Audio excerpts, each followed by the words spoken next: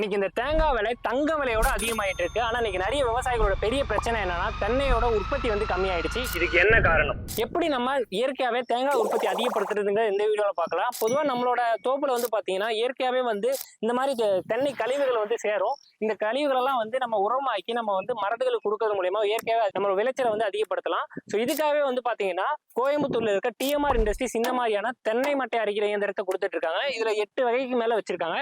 இந்த மாதிரி இயந்திரங்களை பயன்படுத்தும் போது நம்ம தோப்புல இருக்கிற எல்லா மட்டையும் சரி தேவையில்லாத தேங்காய் எல்லாத்தையுமே உரமாக்கிட முடியும். இந்த உரங்களை நம்ம மரங்களுக்கு இடும் போது 50% உர செலவையும் கம்மி பண்ண முடியும். இயற்கை உரமாகவும் மாறிடுது. அதோட இல்லாம தண்ணியோட செலவையும் கம்மி பண்ண முடியும்.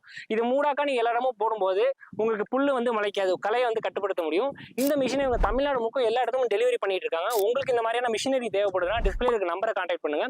உங்க ஃப்ரெண்ட்ஸ்ல யாராவது தென்னந்தோப்பு வச்சுட்டு ரொம்ப கஷ்டப்பட்டு இருக்காங்கன்னா இந்த வீடியோ மறக்காம ஷேர் பண்ணிருங்க. ரொம்ப நன்றி.